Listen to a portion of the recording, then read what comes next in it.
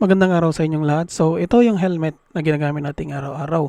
So, nasira yung kanyang lock button noong pinapalitan ko or tinatanggal ko siya para malinisan yung ating visor. So, gagawan natin siya ng paraan ngayon kasi kailangan nating gamitin ito kasi araw-araw ko itong ginagamit. So, ito yung ginagamit nating helmet so far, yung RXR na K691-2. So, mura lang naman tong helmet na to kasi wala naman tayong pabili ng mas mahal na helmet for now.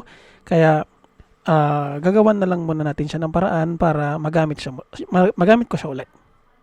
So ngayon may ginawa tayong design dito ng helmet button na yon.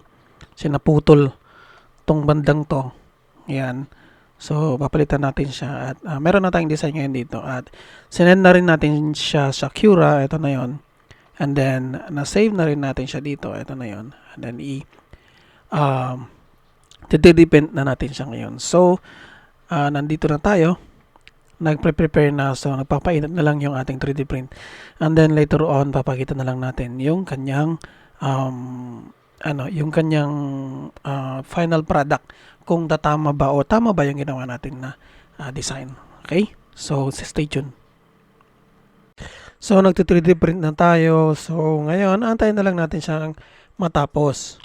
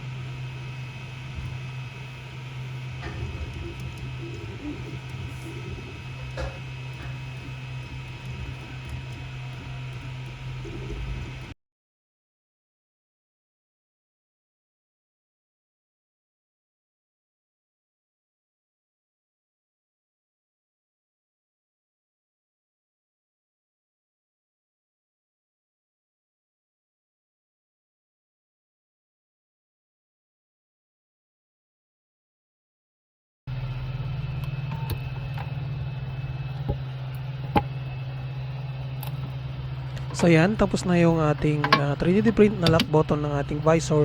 So ang gagawin na lang natin is lilinisan natin siya and then later on, ilalagay na natin siya dun sa ating helmet.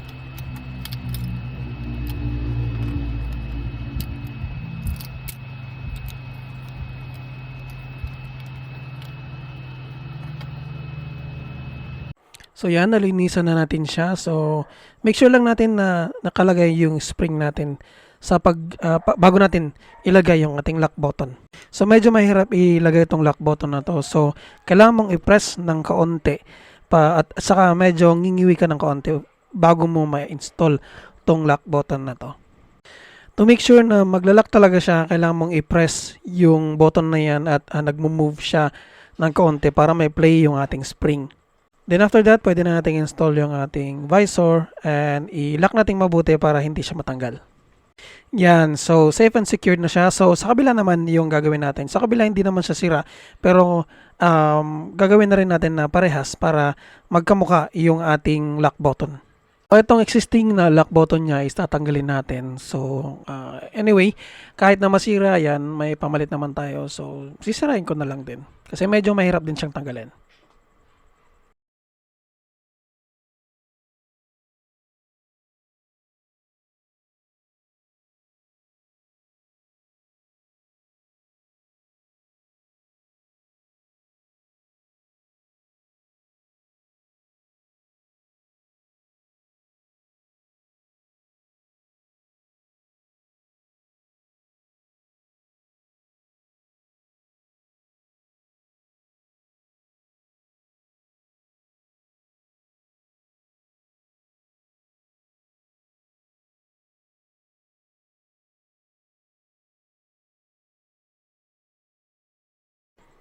So same dun sa kabila, isusuksok din lang natin yung ating ginawa na lock button. So after that, install na ulit natin yung ating visor para makompleto na natin yung ating ginagawa.